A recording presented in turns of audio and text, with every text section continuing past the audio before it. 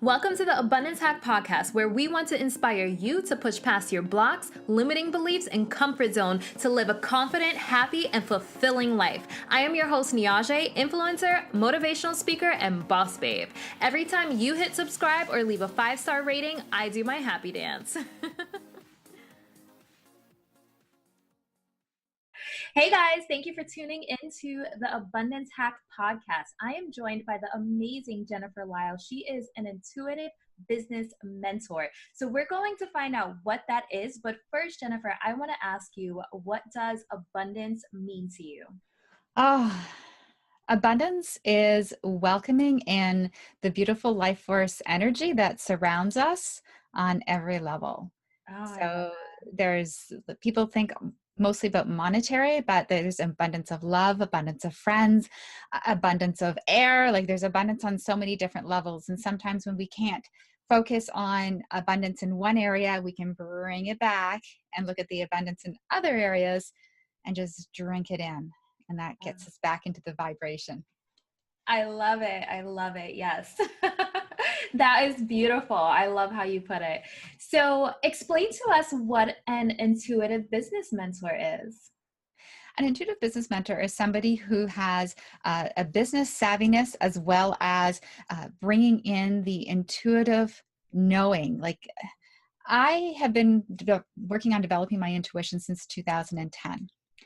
And it's a muscle, it's a language. I'm really good at tuning into the energy of ideas, of situations. So oftentimes when I'm working with clients, I am mirroring back the energy that's in their field and thoughts and intuition that's bubbling up inside of them, but they're not listening to. So for instance, yesterday I was having a conversation with this woman. She's a superstar. She's got a phenomenal job. She has a side hustle that she's rocking, and she doesn't like her job, but she's really good at it. And she has two other business ideas that she's considering. One, she's got a full-on business plan for. The other one, you can see that there's this passion for her. It's aligned with her why. So I took her through this process of, all right, what is the best decision for her to tune into right now? And so option A, the business plan one, and option B, more aligned with her why.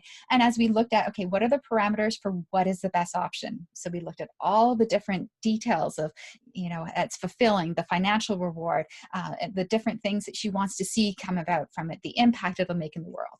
And as we went through it, obviously the one that's more aligned with her why was the one that was better for her. And you could see the emotion up her, and yet it was full stead with the one she had the business plan for, because logically it made sense. So when an intuitive business mentor bounces that logic with your intuition, so you can confidently make decisions that are in alignment with your soul's purpose. I love that. I love that. So it actually reminds me of the last book that I read, which was The Big Leap by Gay Hendricks. Are you Okay. familiar with it? I've heard it, but I haven't read it. So he talks about your area of excellence and your area of genius. So being good at something that will make you money, but being in alignment with your purpose is your area of genius. So that is exactly what you are referring to. So if anyone read The Big Leap and you want to figure out how to tap into your area of genius versus just your area of excellence, they can hire an intuitive business mentor, right? Absolutely. Oh, that fits so perfect. Yay. It fits so perfect. Okay, so let's take it back. What made you get into this? Why is this work important to you? And what happened in your life that made you want to serve others in this way? Well, how I started is my business sucked. I had, to be quite frank, I had never thought that I would be an entrepreneur. My parents had their own business. They would leave for more in the morning at 7 a.m., not come home till 11 p.m. And I did not want that life. Mm. And yet I came to a place where when I had kids, I had this idea that having a business would give me some freedom. So I started my business with a video podcast called Vitamin Chunkies, and I co-hosted and co-produced over 50 episodes with a naturopathic doctor in Toronto. My intention was to work at that part-time, get advertisers in the podcast, and just I just wanted to make 30 grand working part-time. I thought that was really reasonable. I had some support from someone who had a successful podcast, and they introduced me to the naturopathic doctor, but I didn't believe in myself. I had this new passion for wellness, but I was just a mom. I didn't have any credentials behind me. So why would anybody listen to me? So I was staying up to, get the kids off to bed. Then I'd stay up to 2 a.m, trying to get my business more visible online, posting, getting the backlinks going, trying so much. And I was just depleting myself. And yet I was really only working at my business part-time, because at that point my kids were in school every other day. So I was only working on my business every other day. I was expecting full-time results with part-time effort. So I came to a place where I just gave myself permission to discover what made my heart sing. And that's when it was like the universe said, all right, she's finally listening now. And then all these synchronistic things started to happen. I had something called an Akashic record reading, a soul reading. Have you ever had an Akashic record reading? Oh my goodness. Yes. So you just made me so happy. Okay. Keep going. I'll get back to it. So an Akashic record reading, for some listeners, if they're not familiar with it, they say every soul has a book up in heaven's library. And in this book, it has information about all your lifetimes, past, present, and future, what patterns are occurring, why they're occurring, and what's really available to you. So she says, wow, I see that you come from this long lineage of healers. And I knew that to be true. My uncle's an energy healer, and he said there was one in every generation. And then I realized, after having a conversation with my mom, that I'd actually been working with energy since I was 4 years old. She says, I see your business shifting to incorporate spirituality. She's like, and I was like, wow, that's so amazing. Do you see me working with Deepak Chopra or Wayne Dyer? Like, no. Wouldn't that be awesome? Maybe it's somebody even better, right? But I see you working with your hands, and I see you discovering some sort of tool that ends up being a really significant part of your journey. So she said, go off, get yourself a deck of oracle cards, and start to use that to help you tune into your guidance. So I got oracle cards, I discovered crystals, I discovered meditation and automatic writing. And through the automatic writing, I was given my own modality called Connect to You. So it was literally a stick person drawing.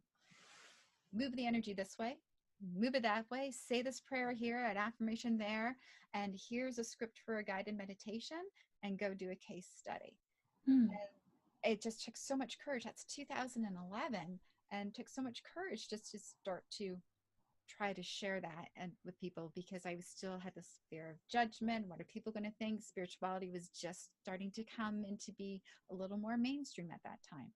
So from 2012 until now, I've stepped into my truth more and more.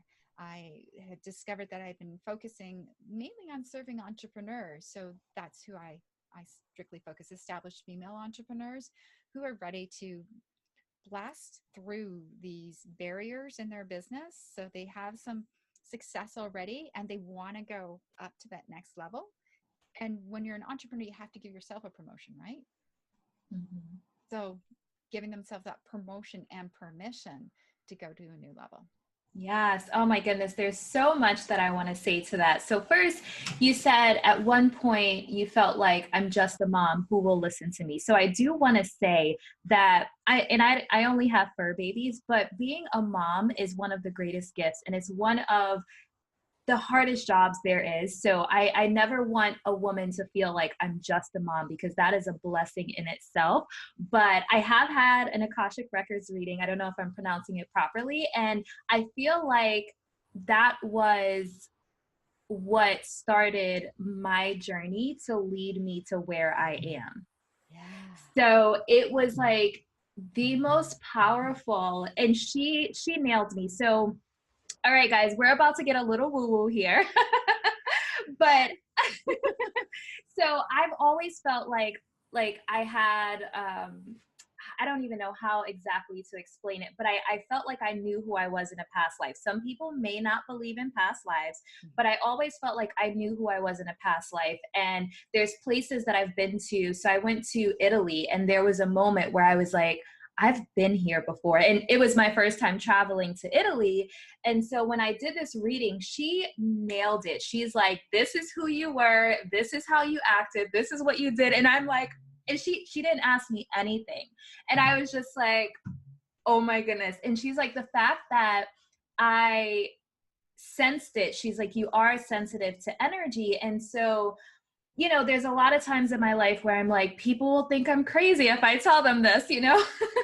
But when I did that reading, I knew why I went, because I was feeling very stagnant. And I'm just like, I know there's more. I know there's more. I feel there's more. So what do I do? How do I get to the next level? Because I reached this point of like, I don't know what to do now. And so that was pretty much the purpose of the reading. And I feel like everything shifted, like literally the moment after I was just like, okay, I'm ready to step into this next phase of my life. And even just with this podcast, I was telling you, like, it's amazing how things are falling, falling into place, since I've just been like, okay, I'm going to step into this role because I feel like it's in alignment with my purpose. And that feeling, like you literally feel it in your body. It's amazing, absolutely amazing. So yes, I love that you're helping people discover that. And that's pretty much what the big leap is all about. Just less woo-woo and more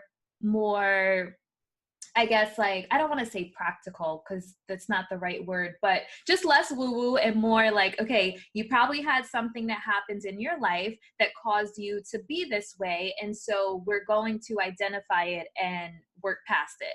So one of the things that he says, and it's definitely something that I've struggled with, is not wanting to outshine maybe siblings or parents or friends, like people around you. So you dim your own light for the comfort of others, because as you grow and step into your power, sometimes that causes you to not resonate with people in your life. And a lot of people just, they want to stay here so they can stay with the people in their lives, because if you step into who you're meant to be, what you're meant to do, it may cause you to kind of leave people behind. And a lot of people don't want to do that. So they say, okay, I'm just going to stay here because I love these people. Yeah, absolutely. And when I started my spiritual journey, it's like, oh my gosh, am I going to leave my husband behind? Oh, wow. And what I came to realize is that everybody is on a spiritual journey, whether or not they label it. And it's just in their own way, shape, and form. I know that we're meant to be together. There's no doubt about that within me. And I just had to come to realize that his spiritual journey was showing up in a totally different way, and it was using different language than what I was going through, but he still was evolving as I was evolving. And the gift of me evolving helps him to grow too. Mm-hmm. It's absolutely fundamental that we step into our journey. So if someone is going through, just to veer off a little bit on that topic, if someone is going through a spiritual awakening and their partner isn't, how would you, like, what can you say to help them through that process? That's a great question. So if the relationship was not good to start with, and then you're going on a spiritual journey, a spiritual awakening, then there probably is a time of departure. But if you had a pretty good relationship, maybe it wasn't 100%, but maybe it's like 70, 80%, and you know that you're meant to be together, there is no way that you will depart. There's just this, it's like you picked each other, and your evolution is going to help their evolution. And just trust in that. And the thing is that as what happens is, as our vibration shifts and expands and I want to say explodes, but not in a bad way, but in a really powerful way. We raise the vibration of what's around us, the people, places, and things. So our own journey helps to elevate them too. So even though they may not feel like they're going through it. So a little story, it's not their partner, but a friend of mine, as she started to dive into this particular modality, and she was noticing huge shifts within herself. She had a son that was still living at home, really cranky. And there was one morning where she had to go and wake him up because he was late for work. So she reluctantly went to knock on the door. And this is just as she's done like 2 or 3 of these really powerful sessions in this particular modality. Knocked on the door, It's like, hey, it's time to get up. And she's like preparing for this backlash.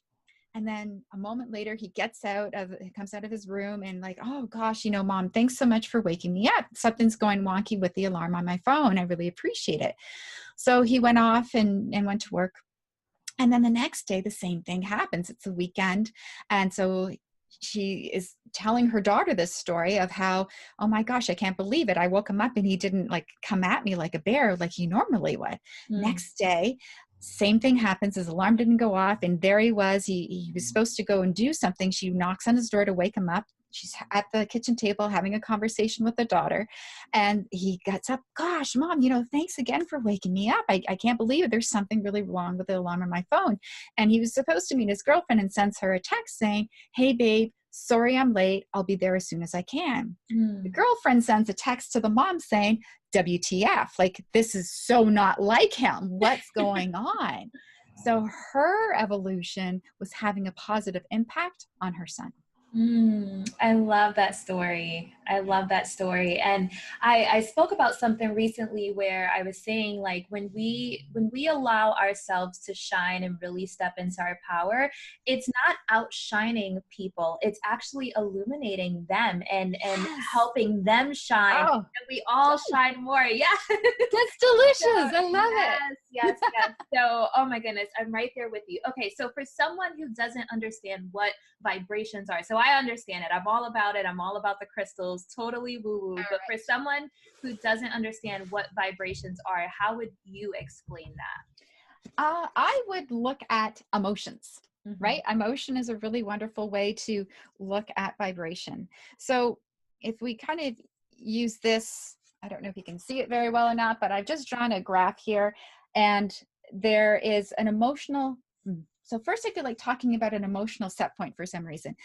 There's a psychological term called emotional set point. And this talks about how the environment that we're brought up in, we have a certain level of happiness that we feel like we can achieve. And then when we experience circumstances or situations in our lives that invite us beyond that, we do something to self-sabotage to get back to that comfort zone. So I don't know why, I don't know who it is that this is going to go, oh my gosh, I needed to hear that, but that juiciness was for you. Okay, so let's talk about emotions. There is Dr. David Hawkins, and he studied kinesiology, and he discovered that there was a certain number that he assigned to different levels of vibration, of certain levels of emotion. He discovered that most of the world vibrates around 200, which is kind of like, indifference. But when you start to vibrate at a higher level, so when you get to be happy, joyful, love, the energy is bigger and more expansive. Like think about when you've walked into a room and like there's like Niajae is in the room. Like there's just this presence in there, and like you just want to smile because she glows and she has this presence, right? When there's this energy that's in the room, you feel it. And by the same token, if there's been a fight when you walk in the room, that's a lower vibration. Below 200, maybe around 100, anger, fear, grief, guilt, there's a lot of resentment, there's a lot of lower vibration that shrinks your energy field. So we have an auric field that extends out beyond us a couple of feet. When we're in that higher vibration above 200, our auric field extends further. We can uplift people. When our auric field is smaller, when our emotions are at a lower vibration, so that anger, fear, doubt, worry, then we have less also of a buffer zone. That's when other people's energy impacts us more. So people who are empathic, they'll notice that as they start to be around lots of worrisome people who are really fearful, judgmental, they take it on and their energy field shrinks and shrinks and shrinks. They need to build up their energy field, feeling happier, so then other people's stuff doesn't bother them. Does that make sense? Yes. Well, to me, know if anyone has any questions, definitely comment, because we want to answer your questions. So if that didn't make sense, please send in a comment so we can break it down even more. But yes, I love that. So if somebody were to Google emotional scale, or vibrational scale, Mm-hmm. they'll see a beautiful visual of what this looks like, showing the expansion of energy as you go to the higher emotions and the shrinking as you go to the lower emotions. I love that. So, what are some tips to raise your vibrations? Fantastic question. It really depends on the individual. Mm-hmm. I call these things energy boosters. For me, my go-to for boosting my energy is going outside and being in nature. Mm-hmm. I'm in Canada. It's a little chilly. So right now it's probably about 40 degrees out. So I'm not going out being barefoot, but when it's nice and warm out, I love being outside and barefoot. Mm-hmm. How about you? What do you like to do? I love being in nature as well. I'm in Florida, so we're blessed to have pretty consistent weather all year long. So I can go to the beach anytime, pretty much. So yeah, I the same thing. I love being by water. It's something about water that really soothes my soul. So yeah. And for other people, it could be going for a run, Mm-hmm. or it could be playing an instrument, being creative and drawing. My son, I know that's something that really gets him feeling better. So we bought him a Buddha board, and you just paint with water. And so it's an opportunity to be Oh. creative in that moment and just have that little bit of a lift. Mm-hmm. It could be for people who like to be in nature but can't get outside, having house plants, tending to your house plants, touching the leaves. Houseplants are pretty amazing. I've got Christmas cactuses that bloomed at Christmas time, and one of them is blooming again.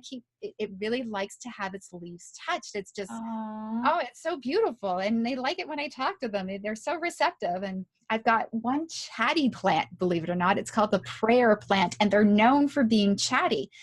So what I mean by that is they will actually move their leaves. So if I'm doing a session with a client and something they say or I say really resonate and is truth, I can have this plant pulled away from the wall and it still moves and brushes against the leaves and will move as confirmation. Wow. It's crazy. It was really significant on my spiritual journey because as I was starting to meditate, I had this prayer plant next to me in my meditation spot, and it would move. It's just like, and then I was at this plant store, and she says, "Oh, it's probably a prayer plant." And she showed me. He's like, "Yep, that's it." She's like, "Yeah, they're pretty chatty." Did you know there could be chatty Ah, plants? I did not know that. I have to find this prayer plant. So I don't have a green thumb. I typically cannot keep plants alive. But I've actually been having really good luck with orchids. So this is totally off the subject, but I just want to say this. So I had an orchid. It was really pretty. The flowers fell off and I thought it was dead. And I just never threw it away. And one day my friend came over and she loves plants. She's like a plant lady.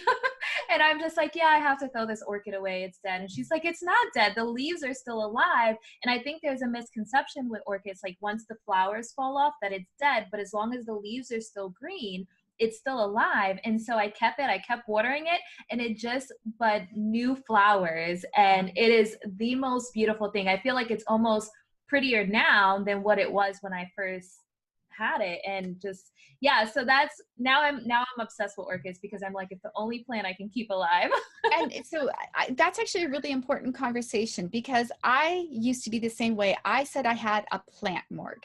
My mom My mom was fantastic with plants, and she could bring new plants to life through cuttings, and I just could not. So I would have a plant, try my best, and then it would die, and I would throw it in the corner in the basement with the intention that it would go out into the compost pile. But when I changed my language and Mm. stopped saying that I had a plant morgue, I started having greater success with my plants. Mm. And so I now am working through, I'm good with some plants and not with other plants. Mm.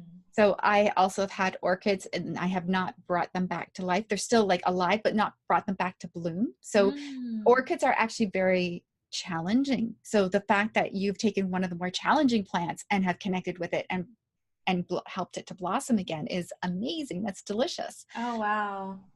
My husband for Valentine's Day gave me a calla lily, and she was gorgeous. And I looked at it as like, thank you. I love her, but I have no idea how to take care of her. And I have not been doing a very good job. Mm. And so I overwatered her. And now it's like, okay, honey, I've not done a good job. I've been touching her leaves. Like, teach me how to take good care of you. Mm.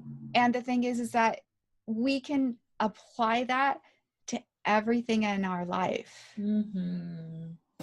In order to live an abundant life, you have to adapt an abundant mindset. That requires reprogramming your beliefs to attract all the love, money, and success you can handle. Download this free Abundant as Fuck affirmation ebook with over 100 affirmations to get you started thinking positive, confident, and yummy thoughts. Download it for free at abundancehack.com/ebook to take action towards living your abundant life. Right? Mm-hmm. Did you know that there's been studies that show that a plant, like if you were to pull out one dandelion in your lawn, the other dandelions next to it would actually be like screaming. If you could record their vibration, they would be the equivalent of screaming because they can recognize a plant killer. They can Wow.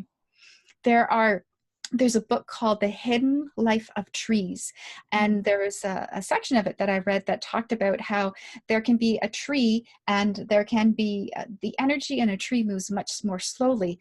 There can be a deer eating the leaves on one tree, and then that tree through its root system will say to the other trees that are close by, hey, there's a deer eating me. You're going to want to start to do something to protect yourselves. And then the other trees that are further along can start to excrete something so that by the time the deer gets to them, there'll be something that'll be distasteful in the leaves and the deer will leave it alone. Wow. It's pretty crazy. There's whole Wow. communities within forests. With your connection with nature, that might be something that you find intriguing to learn about too. Wow. Wow. So much good information. Okay, so I'm super intrigued now by the plants, but we'll talk more about that outside of the podcast interview, but I want to kind of bring it back to vibrations, energy, abundance, but how someone, and whether I feel like we can focus on entrepreneur because you are a business mentor, but just kind of in general, one thing that I've realized and why it was really important for me to start this podcast is money doesn't necessarily bring happiness, and trying to get people to understand that concept. So when I chose the name Abundance Hack, a lot of people did have the idea of money or like financial abundance or material things, but one of the points in my life where I was making the most money, I was actually the most unhappy. And so it's really important for people to understand that you can have, you know, the most amazing thriving business, but it doesn't equate to happiness. And that's when I started like really doing some soul searching, because I'm like, I have this thriving business and this is exactly what I wanted and I'm making phenomenal money. I can buy anything I want, but I wasn't happy. So I had to do some digging to really figure out what makes me happy, what's important to me, what sets my soul on fire, and not attach it to a new pair of shoes. And don't get me wrong, I love shoes. I love shoes and I love making money, but it's like your purpose, and when all of that is gone and you're just left with yourself, like how do you feel, you know? So what are some tips, like maybe 3 tips to living an abundant life in your opinion? Taking responsibility for your energy and how you're showing up is the biggest thing. Mm-hmm. So, a process that I teach is to take a pause 3 times a day to check in. How am I feeling physically, emotionally, mentally, and spiritually? Because people are just going through the motions of life and Mm-hmm. not taking a pause to see how they're feeling. And when you actually pause to see how you're feeling, you'll make different choices because you'll realize that the choices you just keep making out of habit aren't making you happy. So taking that pause, how do I feel on a scale of 1 to 10 physically? Do a quick body scan. What am I noticing? Ooh, okay, a little tightness in my chest. I'm holding my breath. Ooh, that's surprising. What's going on? Emotionally, how am I feeling? Well, I'm talking to you, so I'm feeling fabulous. So that's like a 9. Mentally, I've got a lot on the go. So I'm about a 7, and I need to take a pause to just get focused, and I'll go for a walk outside around the block to get grounded and focused again. And spiritually, I'm feeling a 10 right now. So I'm really feeling spiritually aligned. So for me, if any of those numbers are below a 7, I need to do something immediately in order to bring that back up. So taking responsibility for your energy and how you're showing up, I believe, is fundamentally the number one thing that you need to do. Mm, I love that. I love that. Not enough people check in. And then I think sometimes they mask how they're feeling with other things. You know, there are a lot of people, I believe, struggling in silence, and they're unhappy, and they're dealing with depression and anxiety, and they're not checking in. They're masking it with drugs, with alcohol, with sex, sometimes with shopping. And checking in is so important, so important. So I 100% agree with that. Yeah, because you can catch yourself before you hit rock bottom. And Mhm. just there are so many simple things that you can do that will help you just to boost up that little bit. It's Mhm. huge. Yeah, Absolutely. and even physically, when you have those pains and you have any type of uncomfortableness, ask yourself, what is this trying to tell me? Because we eat things we probably shouldn't be eating. You know, we drink too much. So I've been paying a lot more attention to my body. Like when I eat certain things, how do I feel? When I eat at a certain time of day, how do I feel? And just knowing like I don't like feeling like this, so I may want to cut this out of my diet or minimize it, you know. So it's really important that we check in. Absolutely. And that self-awareness will allow our support system to support us better. Like somebody has to go to the doctor. If you go to the doctor when you're starting to have little aches and pains rather than being flat out on your back, Hmm. you can prevent that. Yeah, that's important. So what about entrepreneurs? So what is one of your best tips for like a client that came to you for your services? Honestly, exactly the same thing. You have to be mindful of your energy Mhm. because if you're trying to run your business from a place where you're feeling depleted and you're constantly running and you're going in circles, you're not going to have the energy to serve your clients. You're not going to show up as your best selves. You're going to be making decisions from a place of that worry and scarcity rather than a place of joy and fun and abundance. So Mhm. your energy is the same thing whether you're an entrepreneur or you're not. You're just like it's so fundamental for everybody. Yeah. Do you deal with a lot of people with emotional money blocks?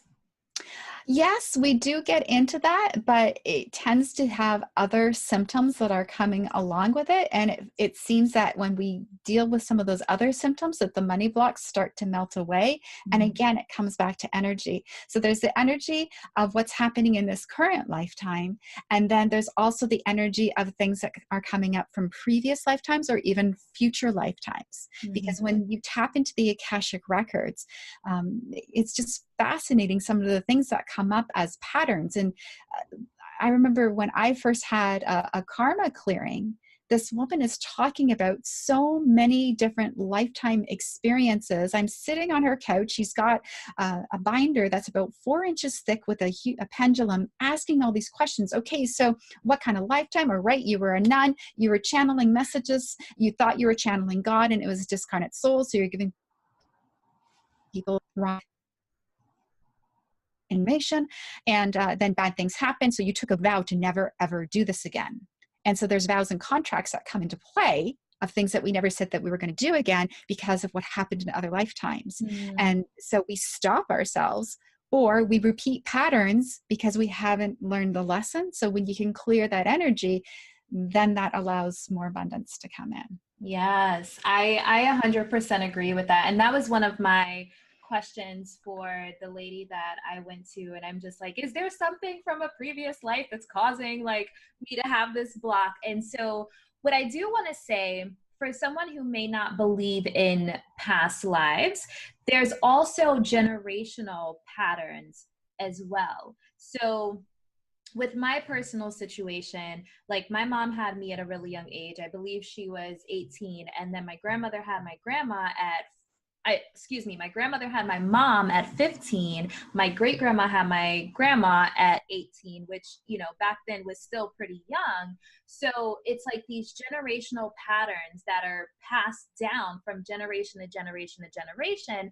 And one of the most recent, like, deep conversations I had with my mom, I said, you know, like, I don't blame you for anything. And I'm getting a little personal here, but I'm like, I don't blame you for anything because you didn't have the support and love that you needed. And my grandmother didn't have the support and love that she needed. So it's been passed down generation after generation after generation. I said, it stops here. I'm not taking that into motherhood. I'm not taking, and I mean, obviously I'm already, I've passed that phase of having a child before being ready. I'm not going to say on air how You're old not I 18. am. You're not 18. So Yes. We don't need to put my age on blast today, but but I've passed that, and I feel like I've developed as a woman. So now I've learned things that can help me be an amazing mom. I've learned some powerful lessons and stepped into the best version of myself to be able to provide for a child what I feel a child should need. So, and I've worked through some of my blocks because sometimes we relive things. We how do I articulate this? So one of the things that I've learned is I didn't have, this and this when I was a kid. So like, I want to give this to my child, but I had to stop and say, what if my child doesn't want that? It's really important that I allow them to tell me what they want. Maybe, I wanted to sing when I was younger, and I wanted to do like all the talent shows and take all the dance lessons. And like, I would love for my child to do this. So I'm like, I want my child to take all the dance lessons and all the vocal lessons and all the music lessons, but what if they're not into music? So it was a huge, I think, growing point for me to realize that I was trying to live vicariously through, I don't even have a child, but in that moment, my thought process was trying to live vicariously through them. But I think what's really important is we hold space for our children to develop what resonates with them. Absolutely. What they're drawn to, what sets their soul on fire, and not trying to get them to do what we feel they should do, or within reason, obviously, you want to be smart and somewhat protective, but give them the space to realize what sets their soul on fire, and not try to push our opinions off on them. And it's interesting that you talk about that.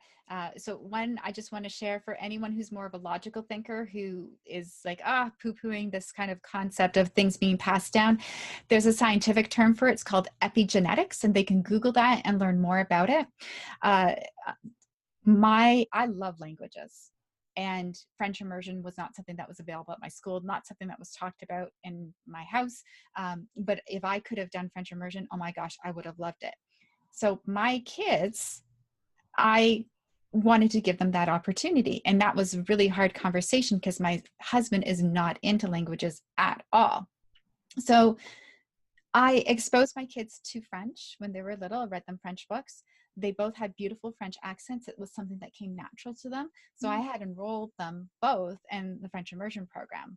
My eldest son went through it, and he kind of struggled with it, but went through it still. And I had to stop. It's like, okay, and my husband asked me, are you just pushing what you want onto them? I was like, well, no, I did reflect on that. No, they had this natural gift, natural talent for speaking French, and that beautiful accent. And so it was something that I had to work through as well, to make sure I'm not pushing what I want onto them. So really important and beautiful that you had that awareness. Yeah, I don't know where it came from, because I'm single, so I'm not even close to having kids. But I think it was a lesson that I needed to learn, because I committed. Do you believe in soul contracts? I know we're going a little woo-woo again, Yes. but so I think that this, guys, for the non-woo-woo people, bear with us, but I think that I have a soul contract already with the child that I'm meant to have. And there's just certain things that I'm meant to learn before I step into that role of being a mom. So do you want to hear something really crazy? Sure. Okay. So this is really woo here. As I was diving into my spiritual journey, I learned about dowsing. And dowsing is using a pendulum or another tool to be a visual representation of the subtle life force energies of the universe. The woman who taught me how to dowse she was supposed to have, we have a really strong connection. She was supposed to have a baby girl the day I was born, Mm. but she had a miscarriage. Oh no.